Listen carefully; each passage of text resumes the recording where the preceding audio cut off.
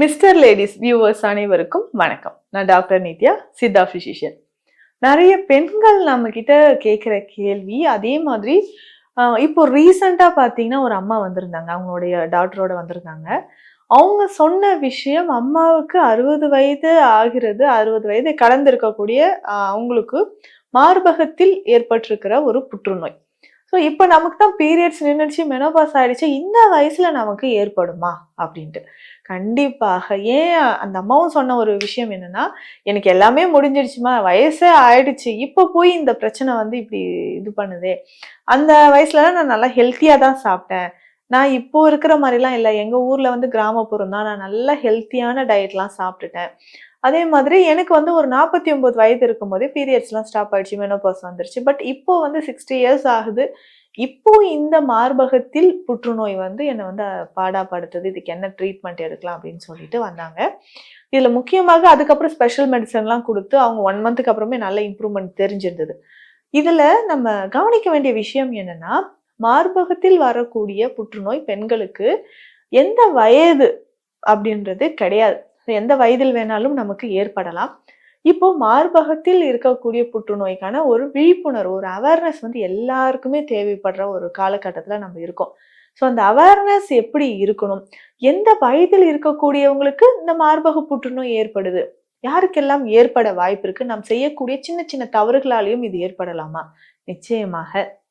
பெண்களை பொறுத்த வரைக்கும் உணவில் அதிக கவனம் செலுத்தணும். அதே மாதிரி நம்ம டெய்லி ரொட்டீன் லைஃப் ஸ்டைல்ல என்னென்ன மாற்றங்கள் செய்யறோம், நம்ம யூஸ் பண்ற ட்ரெஸ், எந்த மாதிரியான ஆடைகள், உள்ளாடைகளை நம்ம வந்து பயன்படுத்திட்டு இருக்கிறோம், இதனாலையும் பெண்களுக்கு மார்பகத்தில் புற்றுநோய் ஏற்பட வாய்ப்புகள் இருக்கு.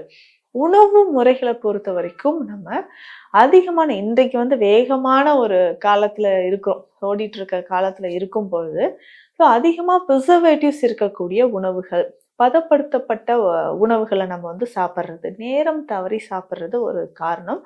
அதிகமான ரேடியேஷனுக்கு நம்ம உள்ளாகிறது ஒரு முக்கியமான காரணம், கதிர்வீச்சுக்கு நம்ம உட்படுத்தும் பொழுது. இன்னைக்கு காலகட்டத்தில் கதிர்வீச்சு எதுல இருந்தெல்லாம் வருது, நம்ம வந்து அதுக்கெல்லாம் எப்படி நம்ம எக்ஸ்போஸ் ஆகிறோன்றது தெரியாது. அந்த மாதிரி இருக்கக்கூடிய சமயங்களும் ஏற்படுது. முக்கியமாக அந்த உணவு வந்து நம்ம ரொம்ப சூடா இந்த பிளாஸ்டிக் பாத்திரத்துல வச்சு சாப்பிட்றதோ, இப்போ பிளாஸ்டிக் கண்டெய்னர்ஸ்ல வந்து சூடான உணவுகள் சாப்பிட்றது, அதுக்கப்புறம் மைக்ரோவேவ் ஓவன்ல வந்து பிளாஸ்டிக் பொருட்களை வச்சு அதை நம்ம ஹீட் பண்ணி சாப்பிட்றது, அடிக்கடி நம்ம வந்து ஒன்ஸ் யூஸ் தான் அப்படின்னு சொல்லிட்டு போட்டிருப்பாங்க அந்த பிளாஸ்டிக் பொருட்கள், அதை திரும்ப திரும்ப யூஸ் பண்ணுவோம். நம்மளோட பழக்கமே அதுதான். ஒரு பாட்டில்ல தண்ணி இருக்கு, அதை குடிச்சிட்டு த்ரோ பண்ணவே மாட்டோம், திரும்ப அதை யூஸ் பண்றது அந்த பாட்டில. அந்த மாதிரி யூஸ் அண்ட் த்ரோ கப்ஸ் நிறைய திரும்ப திரும்ப பல வருஷ கணக்குல அதையே யூஸ் பண்ணிட்டு இருக்கோம், இனிமே கிடைக்காத ஒரு பொருள் மாதிரி. ஸோ இந்த மாதிரி செய்யக்கூடிய தவறுகளாலையும், இன்னைக்கு ஃப்ரிட்ஜ்ல, ரெஃப்ரிஜிரேட்டர்ஸ்ல நம்ம பதப்படுத்தி வைத்து அதுக்கப்புறம் சாப்பிடக்கூடிய உணவுகளாலையும் நிறைய பாதிப்புகள் நமக்கு ஏற்படுது. ஃப்ரிட்ஜிலலாம் வந்து பார்த்தோம்னா நிறைய இந்த பிளாஸ்டிக் கவர்ஸ்ல திங்ஸ், வெஜிடபிள்ஸ் எல்லாம் போட்டு போட்டு ஃப்ரிட்ஜுக்குள்ள வச்சிரும், அது நாள் கணக்கா உள்ளேயே இருக்கும். ஸோ அந்த பிளாஸ்டிக்னாலையும் நமக்கு நிச்சயமான பாதிப்புகள் ஏற்படுது. ஃப்ரிட்ஜ்லேயே ஃபுட்டு, உணவு வந்து நிறைய ஸ்டோர் பண்ணி வச்சு வச்சு வச்சு திரும்ப திரும்ப திரும்ப சாப்பிட்றது, இதுதான் இன்றைய காலகட்டத்தில் நிறைய பேருக்கு, இந்த பெண்களுக்கு மார்பகத்தில் புற்றுநோய் வருவதற்கு காரணம். மார்பகத்தில் புற்றுநோய் வந்தா அதை தொடர்ந்து நமக்கு யுட்ரஸ்லயும் ஏற்பட வாய்ப்பு இருக்கு. யுட்ரஸ்லயும் சரி, ஓவரிஸ்லயும் சரி நமக்கு பாதிப்புகள் ஏற்படலாம். ஸோ அதனால ரொம்ப ரொம்ப கவனமாக மார்பக புற்றுநோய் வருவதற்கு இதெல்லாம் காரணம்னு நான் சொல்லிட்டேன். அடுத்ததாக யாருக்கெல்லாம் வரலாம் அப்படின்னு பார்த்தோம்னா, ரொம்ப ட்ரக்ஸ் நிறைய எடுக்கிறவங்க. ட்ரக்ஸ் அப்படின்னு சொன்னா மருந்து மாத்திரைகள், எதுக்கு எடுத்தாலும் மருந்து மாத்திரை. ஒரு தலைவலியா மெடிக்கல்ஸ்ல போயிட்டு ஒரு டேப்லெட் வாங்கி சாப்பிட்றது, தொண்டை வலியா இல்லை கழுத்து வலியா இல்ல இந்த மாதிரி ஏதாவது ஒரு சின்ன சின்ன பிரச்சனைகளுக்கும் உடனே உடனே போயிட்டு மருந்து மாத்திரைகள், அதுவும் ஒரு நாளைக்கு 3-4 வேளை வந்து இதையே வாங்கி வாங்கி சாப்பிட்டுட்டே இருந்தோம்னா, நாளடைவில் அது மார்பக புற்றுநோய் மட்டும் கிடையாது, உடல்ல வேற எங்கேயாவது நமக்கு கேன்சர் செல்கள் ஸ்ப்ரெட் ஆவதற்கு வாய்ப்புகள் இருக்கு. அதற்கு அடுத்தது பார்த்தோம்னா, ஹெரிடிட்டியா வர்றதுக்கு நிறைய பேருக்கு வாய்ப்புகள் இருக்கு. ஹெரிடிட்டி அப்படின்னா, இப்போ பேரண்ட்ஸ் யாருக்காவது இருந்துச்சு, அம்மாவுக்கு இருந்து அடுத்த ஜென்ரேஷன் வந்து பொண்ணுக்கு வர்றது, சில அதுக்கு அடுத்த ஜென்ரேஷனுக்கு இது வந்து வர்றது, இந்த மாதிரி நிறைய காரணங்கள் இருக்கு. ஸோ ஹெரிடிட்டியாவும் நிறைய நபர்களுக்கு இந்த புற்றுநோய் வந்து ஏற்படலாம். இதற்கு அடுத்து நம்ம பயன்படுத்தக்கூடிய ஆடைகள் அப்படின்றது ரொம்ப ரொம்ப முக்கியம். ஸோ ஆடைகள் அப்படின்னு பார்த்தோம்னா, இன்றைக்கு காலையில நம்ம ஒரு ட்ரெஸ் வியர் பண்றோம், பெண்கள் வியர் பண்றாங்கன்னா, இரவு 12, 1 மணி வரைக்குமே அந்த உடையோடையே நம்ம இருக்கிறது. முக்கியமாக அந்த இன்னர் வியர்ஸ் நம்ம யூஸ் பண்றது பெண்களை பொறுத்த வரைக்கும் அந்த உள்ளாடைகளை யூஸ் பண்ணக்கூடிய சமயங்கள். இந்த உள்ளாடைகள் அப்படின்னு சொல்லும்போது டே அண்ட் நைட் இரவு நேரத்துல கூட போட்டுட்டு இருக்கிறது. ஸோ 24 ஹவர்ஸும் உள்ளாடைகளை பயன்படுத்தும் பொழுது நிச்சயமாக மார்பக பகுதியில ரத்த ஓட்டம் மாறுபாடு ஏற்பட்டு நமக்கு கொஞ்சம் கொஞ்சமாக மார்பகத்தில் புற்றுநோய் வருவதற்கு வாய்ப்புகள் இருக்கு.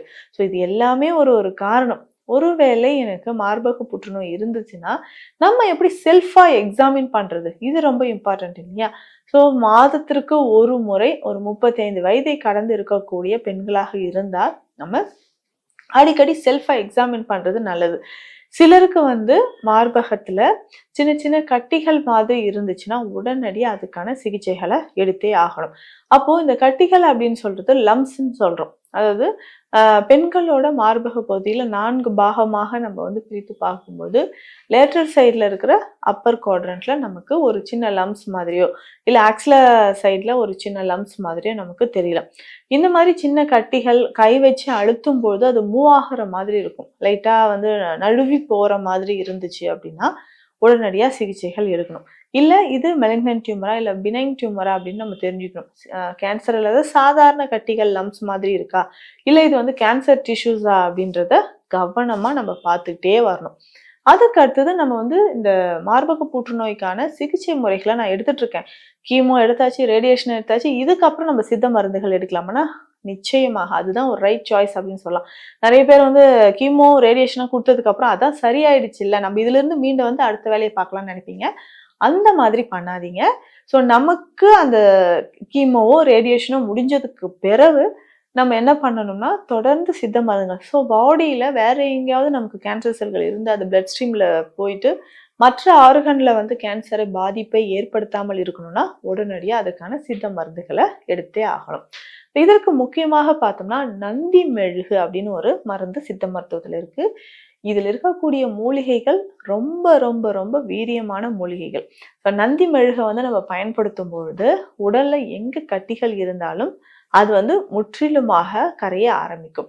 ஸோ அப்போ அந்த நந்தி மெழுகை நம்ம பயன்படுத்தணும். இதை பனை வெள்ளத்துல வச்சு ஒரு மிளகளவு எடுத்து பனை வெள்ளத்துல வச்சு முழுங்கிடணும். ஸோ இந்த மாதிரி தொடர்ந்து 2லிருந்து 3 வேளை இந்த நந்தி மெழுகை நம்ம பயன்படுத்தும் போது நிச்சயமான ஒரு பலன் கிடைக்கும். அதே மாதிரி உணவு முறையில் விட்டமின் B12, விட்டமின் C அதிகம் நிறைந்திருக்கக்கூடிய உணவுகளை நம்ம தேர்ந்தெடுத்து சாப்பிடணும். அந்த மாதிரி சாப்பிடும்போது நம்ம உடல்ல அடிக்கடி இந்த கேன்சர் செல்கள் வளராமல் இது தடுக்க முடியுது.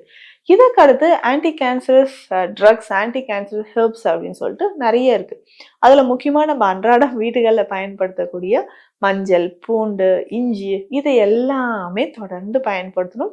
இது சித்த மருத்துவத்தில் நம்ம கொடுக்கக்கூடிய மரமஞ்சள் குடிநீர் ஒரு எக்ஸலண்டான ஒரு மெடிசன் சொல்லலாம்.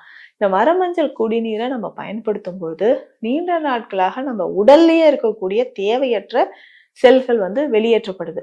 இப்போ மரமஞ்சள் குடிநீர் ரொம்ப ரொம்ப முக்கியமான ஒரு மருந்து. ஸோ இப்போ எந்த ஸ்டேஜ்ல இருந்தாலும் உடனடியாக நம்ம கீமோ ரேடியேஷனுக்கு முன்னாடியே சித்தா ட்ரீட்மெண்ட் ஸ்டார்ட் பண்ணலாமான்னா நிச்சயமாக ஸ்டார்ட் பண்ணலாம். நம்ம உடல்ல எந்த மாதிரியான பாதிப்புகள் எந்த ஸ்டேஜ்ல இருக்குன்னு தெரிஞ்சுட்டு அதற்கேற்ற சித்த மருந்துகள் எடுக்கும்போது இந்த மார்பக புற்றுநோயிலிருந்து ஒரு நிரந்தரமான ஒரு தீர்வு நமக்கு கிடைக்க ஆரம்பிக்கும். இல்லை ஒருவேளை கீமோ ரேடியேஷன் கொடுத்துட்டேன் அதுக்கப்புறம் சித்தா மெடிசன் ஸ்டார்ட் பண்ணலாமா அப்படின்னா நிச்சயமாக நம்ம சித்தா மெடிசன்ஸ் அதுக்கப்புறமும் நம்ம எடுத்துக்கலாம். ஸோ தொடர்ந்து இந்த மருந்துகளை நம்ம பயன்படுத்தும் போது நம்ம உடல்ல இருக்கக்கூடிய செல்கள், கேன்சர் செல்கள் கொஞ்சம் கொஞ்சமாக அழிஞ்சிக்கிட்டே ஒரு நல்ல மாற்றத்தை கொடுக்கும். ஆனால் இதுக்கு பொறுமை அப்படின்றது அவசியம். எக்ஸ்டர்னலா பயன்படுத்தக்கூடிய சில தைல வகைகளும் இருக்கு. பூரை எண்ணெய் இதை பயன்படுத்தலாம், விராலி தைலம். ஸோ இந்த மாதிரியான தைல வகைகளை எக்ஸ்டர்னலாக அப்ளை பண்ணிகிட்டே வரும்போது மார்பகத்தில் இருக்கக்கூடிய புற்றுக்கட்டிகள் கரைய ஆரம்பிக்கும்.